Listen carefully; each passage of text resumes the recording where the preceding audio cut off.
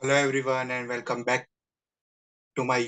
आज जैसे कि आप लोग स्क्रीन के ऊपर भी देख सकते हो और हमारे थंबनेल में भी आपने देखा होगा कि whether you should invest in UPL और नॉट। पहले तो एक रफ आइडिया दे देता हूँ। ये वीडियो कोई बायर सेल रिकमेंडेशन नहीं है और मैं कोई सेबी रजिस्टर्ड एनालिस्ट नहीं हूँ। सो वीडियो में आगे बढ़ने से पहले ये एक डिस्क्लेमर आपके लिए था कि ये एक चीज ध्यान में रख लेना। आपका प्रॉफिट आपका प्रॉफिट, आपका लॉस आपका लॉस। मेरे को उससे कोई लेना देना नहीं है और ना ही मैं बाय और सेल रिकमेंडेशन दे रहा हूँ। मैं बस जो मेरे को चार्ट्स के ऊपर दिख पा रहा है मैं उसका एक एनालिसिस आपके साथ शेयर करूंगा। हम लोग ये वीडियो को दो पार्ट में देखेंगे। First part would be the fundamental part and second part would be the technical part. तो पहले हम लोग डायरेक्टली फंडामेंटल्स के ऊपर शिफ्ट हो जाते हैं। फंडामेंटल के ऊपर शिफ्ट होने से पहले कंपनी क्या करती है, what is the company doing. तो यहाँ पे जैसे कि हम लोग स्क्रीनर के वेबसाइट के ऊपर आ चुके हैं। यूपीआई अभी 482 का प्राइस चल रहा है। 36,200 करोड़ का इसका मार्केट कैप है। अब जाके देखते हैं कंपनी करती क्या है। तो UPL is into agrochemical business. उसका main business is agrochemicals, industrial chemicals, chemical intermediaries, speciality chemicals and production and sale of field crops and vegetable seeds. UPL limited जो है वो company majorly into agrochemical business के अंदर है। और agrochemical business का मतलब क्या होता है कि the company mainly focuses into agriculture businesses only. मतलब इसका मेन जो धंधा आएगा वो एग्रीकल्चर कंपनी से ही आएगा। और अभी फिलहाल the company is focusing into sustainable agriculture technology for smart farming. ये एक इंपॉर्टेंट चीज है। फार्मिंग के अंदर वो लोग एक सस्टेनेबल टेक्नोलॉजी ला रहे हैं जिसकी वजह से फार्म एक स्मार्ट फार्मिंग कर सकते हैं हम लोग। ये अभी कंपनी का मेन विजन बना हुआ है यूपीएल का। सो बहुत लोगों को लगता होगा इसका फंडामेंटल्स तो बहुत ही खराब है, उसका रिजल्ट्स अभी क्वार्टर एंड क्वार्टर भी अगर आप देखोगे तो बहुत खराब रिजल्ट्स है। डीप डाइव करते हैं उसके अंदर, देखते हैं कंपनी के रिजल्ट्स कैसे है। तो बेसिक आइडिया आ गया यूपीएल करती क्या है। यूपीएल एग्रोकेमिकल बिजनेस के अंदर है। वो फार्मर्स के लिए जो केमिकल्स प्रोड्यूस कर सकते हैं यूपीएल वो बनाती है। ठीक है, चलिए इसके बाद हम लोग थोड़ा इसका देख लेते हैं प्रोज एंड कॉन्स क्या लिखा हुआ है। Company has been maintaining a healthy dividend pay out of 22.9%। मतलब ये डिविडेंड अच्छा खासा देती है, 23% का डिविडेंड देती है, ऐसा इनका कहना है। दूसरी चीज ये है the company's median sales growth is 16.1% over last 10 years. Last 10 साल में कंपनी ने 16% के आसपास ग्रो किया हुआ है। Company has low interest coverage ratio, वो तो ठीक है, समझा जाता है। ठीक है, अभी फाइनेंशियल्स के ऊपर जाने से पहले एक और चीज देख लेते हैं कि पीयर कंपैरिजन में कंपनी कहाँ पे स्टैंड करी है। देखो पीयर कंपैरिजन में मेनली मैं सिर्फ तीन चीजें देखता हूँ, चार चीजें देखता हूँ। फर्स्टली पी रेशियो क्या है, secondly enterprise value to EBITDA क्या है, third current value to book value क्या है, और fourth current value to free cash flows क्या है। ये चार चीज मेरे ध्यान में हर बार रहती है मैं कोई भी कंपनी का अगर फंडामेंटल एनालिसिस कर रहा हूँ। यूपीएल जैसे कि मैंने बोला कि इसका फंडामेंटल्स में लास्ट 2 क्वार्टर में हमको लॉस आया है तो इसकी वजह से ये ईयरली भी लॉस के अंदर चला गया है। अभी मार्च का क्वार्टर स्टिल पेंडिंग है और मेजर रेवेन्यू स्ट्रीम्स आई जिस हिसाब से देखा जाता है वो मार्च वाले क्वार्टर में ही आएगा। उस हिसाब से अभी हम लोग हमारे पास कोई पीई रेशियो नहीं है बिकॉज फिलहाल the company is into loss. चलिए तो पीई को अभी साइड पे रखते हैं, आगे देखते हैं सेकंड चीज में क्या बोला था। एंटरप्राइज वैल्यू टू इबिट्टा देखते हैं हम लोग। तो एंटरप्राइज वैल्यू टू इबिट्टा अगर आप मीडियन देखने जाओगे, मतलब इंडस्ट्री का एंटरप्राइज वैल्यू टू इबिट्टा देखने जाओगे तो it is trading somewhere around 20.29। और यूपीएल का अगर आप देखोगे तो इट इज समवेयर अराउंड 11.69, मतलब 12 के आसपास पकड़ लो। इट इज 8/12, मतलब आप अप्रोक्सीमेटली समझ लो 8/12, मतलब अप्रोक्सीमेटली 66% लो है इसका enterprise value compare to the EBITDA of the industry. चलिए तो ये एक हमारे लिए पॉजिटिव पॉइंट आ गया है फंडामेंटल के ऊपर कि इसका एंटरप्राइज वैल्यू बहुत ही लो है। चलिए उसके बाद हम लोग आगे बढ़ते हैं और देखते हैं CMP to book value. CMP to book value और कोई नहीं है, ये market price to book value है। इसका मतलब होता है MPS divided by book value. तो एमपीएस बाय बुक वैल्यू अगर आप देखोगे, अगर इंडस्ट्री का देखने जाओगे तो इट इज समवेयर अराउंड 2.83 के आसपास। वही आप अगर यूपीएल का देखोगे तो इट इज अराउंड 1.25। तो इस हिसाब से ये ये कंपनी एक अंडर वैल्यूएशन भी है। नॉर्मली बाकी सब कंपनीज को 2-3 गुना उसके बुक वैल्यू का मार्केट प्राइस मिलता है, बट ये कंपनी को अपने बुक वैल्यू का सिर्फ 1.25x ही मार्केट प्राइस मिला है। तो ये दर्शाती है कि अभी कंपनी में अंडर वैल्यूएशन है, यहाँ से कंपनी और ऊपर जा सकती है। तीसरी चीज which is the main for any business, free cash flows कितना है भाई, पैसा कितना आ रहा है। अकाउंटिंग एक्सपेंसेस छोड़ दो, नेट पैसा कितना आ रहा है या नेट पैसा कितना जा रहा है।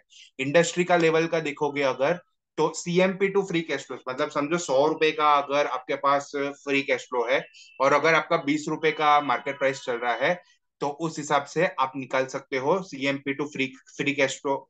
सॉरी, 100 रुपए का अगर आपका फ्री कैश फ्लो है और आपका सीएमपी अगर मतलब करंट मार्केट प्राइस 200 रुपया, तो ये कहला जाता है कि आप 2 के CMP to free cash flow के ऊपर ट्रेड कर रहे हो।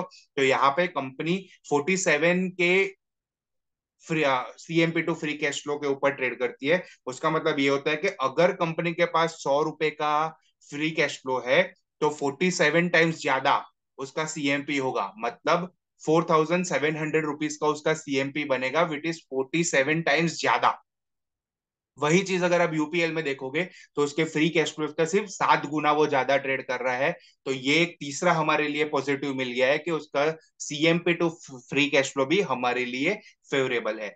चलिए नेक्स्ट चलते हैं हम उसके फाइनेंशियल्स के ऊपर। फाइनेंशियल जैसे मैंने बोला कि 1600 करोड़ का लॉस दिख रहा है, जिसकी वजह से इसका पूरा वाईटीडी भी लॉस के अंदर चला गया है। वाईटीडी मतलब जून क्वार्टर, सितंबर क्वार्टर, दिसंबर क्वार्टर भी आपका लॉस के अंदर चला गया है, बिकॉज ये दिसंबर में इन्होंने जो 1600 करोड़ का लॉस एक बुक किया है उसकी वजह से। अगर आप देखोगे company is profitable in operating, but जैसे कि आप नीचे इंटरेस्ट और डेप्रिसिएशन पे आओगे, तो accounting and depreciation is the main thing. Accounting entry की वजह से वो लॉस है, बट इंटरेस्ट की वजह से भी वो लॉस आ रहा है। तो ये एक हमारे लिए नेगेटिव पॉइंट हो गया है कि कंपनी क्वार्टर ऑन क्वार्टर अभी नेगेटिव पे चल रही है। सो 3 पॉजिटिव है हमारे पास, एक नेगेटिव आ चुका है। चलिए उसके बाद फ्री कैश फ्लोज जैसे हमने देखा ऊपर, फ्री कैश फ्लोज के अंदर when the value is coming in the free cash flow, उसका मतलब है कंपनी इज कैश पॉजिटिव। तो ये कंपनी का ऑपरेटिंग धंधे में पैसा आ रहा है और नेट धंधे में भी इसका पैसा आ रहा है। तो जैसे कि हम लोग मार्च 23 में देख रहे हैं, इसका ऑपरेटिंग प्रॉफिट इज 7751 करोड़ के आसपास, और नेट कैश फ्लोज भी इसका पॉजिटिव है 170 करोड़। मार्च 24 का फिगर वुड बी अ एकदम देखने जैसा होगा। मार्च 24 का उसका क्वार्टरली फिगर्स क्या आता है, उसकी वजह से वो आपका ईयरली रिजल्ट्स कैसे इंपैक्ट करता है। चलिए उसके आगे देखते हैं। कैश कन्वर्जन साइकिल कंपनी का 76 डेज का है, मतलब माल बनाने से बेचने तक का जो पैसा अपने पास आएगा, उसमें उनको 76 डेज के आसपास वक्त है।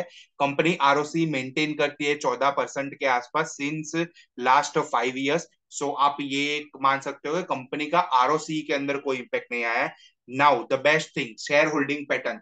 अगर इंस्टीट्यूशन ये शेयर खरीद रहा है, तो एज अ नॉर्मल अगर आप मार्केट में पैसा बनाना चाहते हो, तो focus on the institutions. Retail को साइड पे रख दो, इंस्टीट्यूशंस के ऊपर फोकस करो। इंस्टीट्यूशंस कौन कौन होते हैं, FIIs and DIIs are known as an institution. जैसे कि आप यहाँ पे दे सकते हो, दिसंबर 23 का हमारे पास लेटेस्ट डेटा है। Promoter is maintaining the stake at 32.34%। चलिए तो ये एक फ्लैट रहा है, इसमें अपन को कोई नहीं करना है। एफआईआईज क्या कर रहा है, तो एफआईआईज अपना नियरली 0.9% का स्टेक बढ़ा रहा है। चलिए उधर जाने से पहले हम लोग लिखते हैं रिटेल क्या कर रहा है। अगर रिटेल गिर रहा है, उसका मतलब है कि इंस्टीट्यूशन खरीद रहा है। तो पब्लिक का होल्डिंग वो 16.81%, जो दिसंबर में आके हो गया कुछ 16.44%। इसका मतलब है रिटेल्स ने 0.4% स्टेक बेचा है। मतलब ये स्टेक खरीदा किसने, अगर प्रमोटर का बाइंग में कोई ऊपर नीचे नहीं है, रिटेल्स अपना स्टेक बेच रहा है 0.4% के आसपास, तो ये स्टेक खरीदा किसने, तो ये स्टेक खरीदा इंस्टीट्यूशंस ने।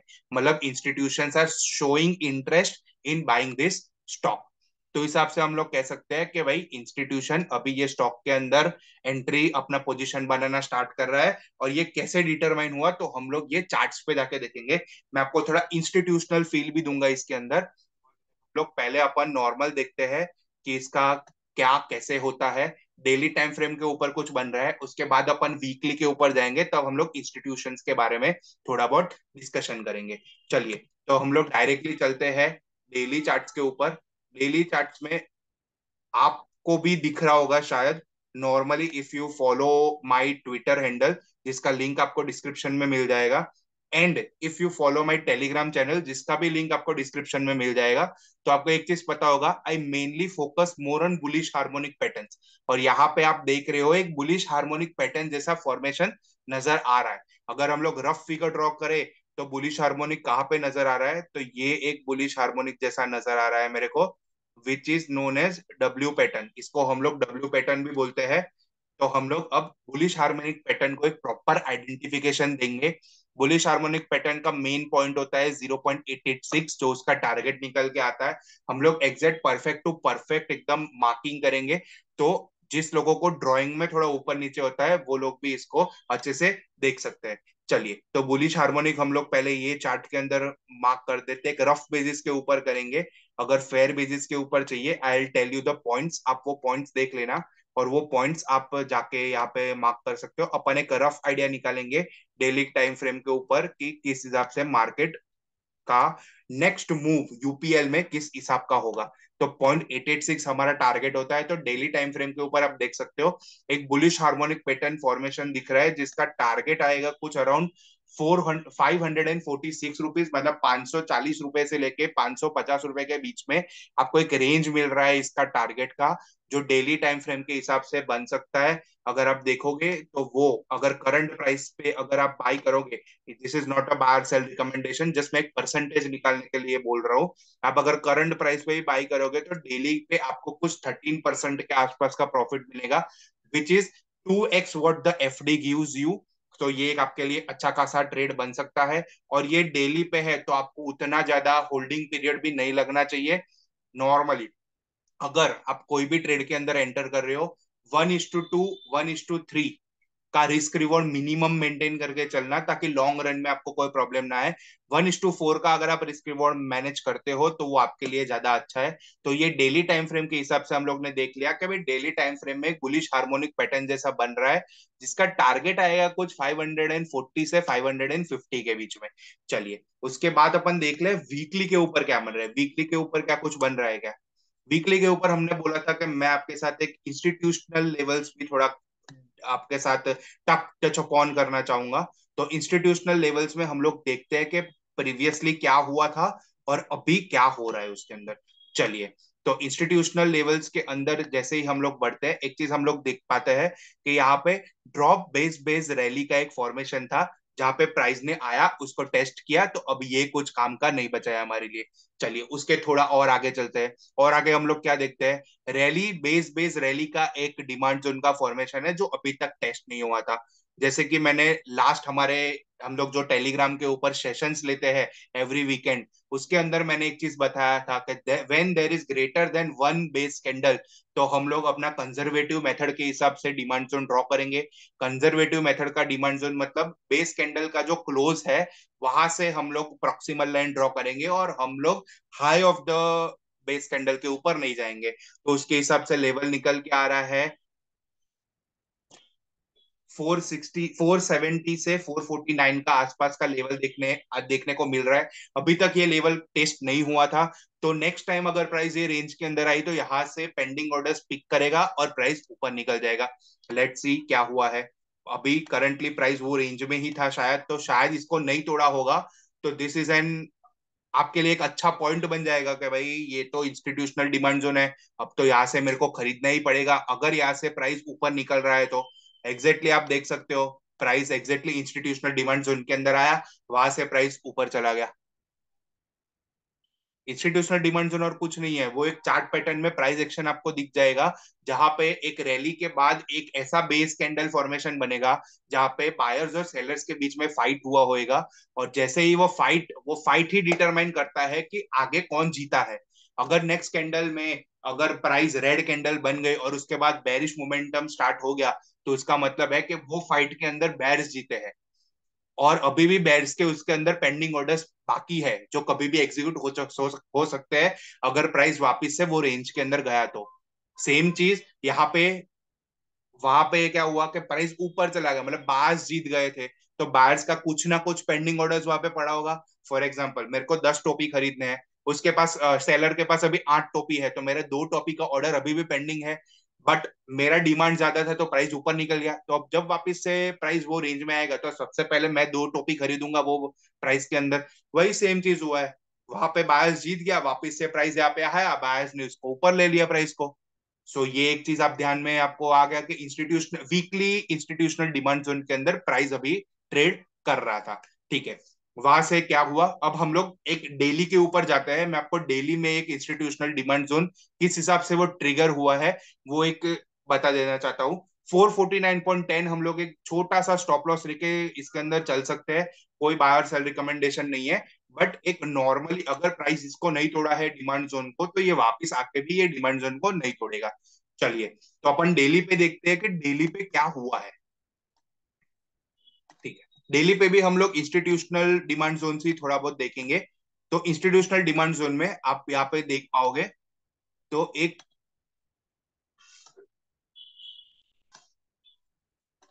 एक ड्रॉप बेस रैली का एक इंस्टीट्यूशनल डिमांड जोन का डेली टाइम फ्रेम के ऊपर एक स्ट्रक्चर बन रहा है, जिसका हम लोग ये एक ही बेस कैंडल है, तो हम लोग इसको हाई रिस्क मेथड के हिसाब से demand zone and supply zone mark करने जाएंगे। तो हाई रिस्क के हिसाब से डिमांड जोन ये रेंज के अंदर आता है, विच इज अराउंड 465.75 से लेके 455.35 का रेंज आ गया अभी। दिस ये वाला कैंडल जो था अप्रोक्सीमेटली अपना फर्स्ट मार्च, फर्स्ट मार्च के आसपास का जो कैंडल था, वो कैंडल ने ट्राई किया था कि भाई मैं इसको टेस्ट कर लूं तो मैं यहीं से ही पेंडिंग ऑर्डर्स पिक करके ऊपर चले जाऊं। बट उसका टेस्ट एक थोड़े इंचेस से रह गया, उसका लो वाज 466, उसको 465.75 पे आना था। सो ये मिस हो गया उसकी वजह से। तो ये डिमांड जोन अभी तक ट्रिगर नहीं हुआ है डेली का, अभी भी हो सकता है अगर प्राइस रेंज में उसके बाद कभी आया। तो अगर आप देखोगे तो 6 मार्च को प्राइस एग्जैक्टली उसका लो देख सकते हो, 465.50 के आसपास का लो है। प्राइस डिमांड जोन के अंदर आया, वहां से पेंडिंग ऑर्डर्स पिकअप किए डेली वाले, डेली के पेंडिंग ऑर्डर्स पिकअप करके नेक्स्ट डे सीधा ग्रीन कैंडल लाके खड़ा कर दिया, विच इज ऑफ 2% के आसपास। और ये पूरा एक हैमर फॉर्मेशन टाइप बना दिया है, जिसको हम लोग हैमर कहते हैं। This is not an hammer, it is a base candle. इसको इंस्टीट्यूशंस के लैंग्वेज में इसको बेस कैंडल बोलते हैं। तो ये बेस कैंडल में उसने डेली के डिमांड जोन को ट्रिगर किया, पेंडिंग ऑर्डर्स पिकअप किए और प्राइस ऊपर निकल गया। चलिए, तो अभी 449 का स्टॉप लॉस हम लोग नहीं रखेंगे, बिकॉज हमको पता है कि डेली का इंस्टीट्यूशनल डिमांड जोन का डिजिटल लाइन कुछ 455 के आसपास आ रहा है। तो हम लोग क्या करेंगे, कुछ नहीं, अपना स्टॉप लॉस जो 449 वाला था वो हम लोग अब शिफ्ट करके 450 के आसपास लेके आ जाएंगे, जिससे एक चीज का फायदा हो जाएगा, हमारा लॉस थोड़ा कम हो सकता है। तो हम लोग क्या करेंगे, एग्जैक्टली exactly उसका अगर स्टॉप लॉस जानना हो तो उसका 455.05 के आसपास का स्टॉप लॉस आ रहा है। तो आप 455 का स्टॉप लॉस पकड़ के चल सकते हो ये ट्रेड के अंदर। अगर आप ट्रेड कर रहे हो तो ट्रेड करने से पहले फाइनेंशियल एडवाइजर को जरूर पूछिएगा, ऐसे ही ट्रेड मत कर देना, क्योंकि कोई भी लॉस या ऊपर नीचे हो गया तो उसका जिम्मेदारी आपका रहेगा, मेरा कोई जिम्मेदारी नहीं रहेगा। सो ये एक डेली अपन ने देखा, वीकली से प्राइस घूमना स्टार्ट किया, डेली पे प्राइस आया, पेंडिंग ऑर्डर्स पिकअप करके ऊपर निकल गया। मतलब वीकली का पेंडिंग ऑर्डर पिकअप हो चुका है, अब डेली का भी पेंडिंग ऑर्डर पिकअप हो चुका है। अभी प्राइस यहाँ से क्या करेगा, ऊपर से ये बुलिश हार्मोनिक भी बना रहा है। तो बुलिश हार्मोनिक टारगेट्स हम लोग ने देखा, it is coming in somewhere around 540 से 550 आईएनआर के आसपास। 482 का अभी तक अभी प्राइस चल रहा है। तो अगर हम लोग यहाँ पे एक छोटा सा रिस्क रिवॉर्ड अगर निकालने जाए, तो हमारा रिस्क रिवॉर्ड आएगा अप्रोक्सीमेटली 544, सेंटर पकड़ते हैं 540 से 550 का। तो 544 के आसपास का हमारा रिवॉर्ड आएगा। 455 के आसपास हम लोग पकड़ के चल रहे हैं कि हमारे यहाँ पे स्टॉप लॉस आएगा। तो 1:2 के ऊपर ही अभी भी हमारा रिस्क रिवॉर्ड आ रहा है यहाँ पे। सो ये ट्रेड हमारे लिए फेवरेबल हो सकता है। ये आपके लिए यूपीएल का एनालिसिस है।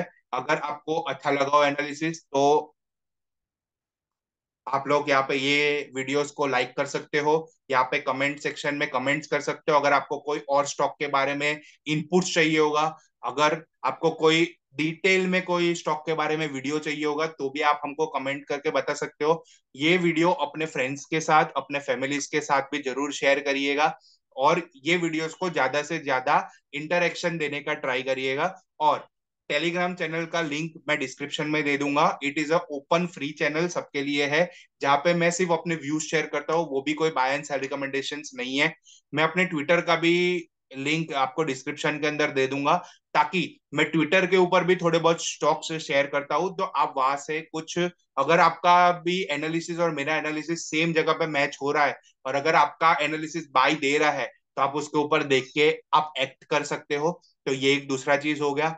अगर मैं मेरा नंबर भी दे दूंगा टेलीग्राम चैनल के अंदर, अगर आपको कुछ भी हो आप मेरे को व्हाट्सएप कर सकते हो, या तो आप मेरे को टेलीग्राम पे ही डीएम करके, अगर आपको मेरे साथ कॉल पे बात करना हो, कुछ आपका स्टॉक डिस्कशन हो, कुछ क्वेरीज हो स्टॉक मार्केट के रिगार्डिंग, तो आप मेरे को कॉल करके भी बता सकते हो। मैं मेरा नंबर टेलीग्राम चैनल के अंदर दूंगा, तो आप टेलीग्राम चैनल बिल्कुल ज्वाइन कर देना। और टेलीग्राम चैनल को प्लीज स्पैम मत करिएगा। वहां पे मैं डेली इनपुट्स देता हूँ, वो ओपन है, इंटरेक्टिव रखा है दो जॉइनर्स के लिए और मेरे लिए। तो मैं भी वहां पे इनपुट्स डालूंगा, आप भी अपने इनपुट्स डालना अगर आपको कुछ मिल रहा है तो। बस मेरे साइड से यही है। तो ये वीडियो को हम लोग अभी स्टॉप कर सकते हैं। तो आपको और भी कुछ अगर सीखने का हुआ तो आप डाल सकते हो कमेंट्स के अंदर। Thank you so much. जय हिंद। Like the video.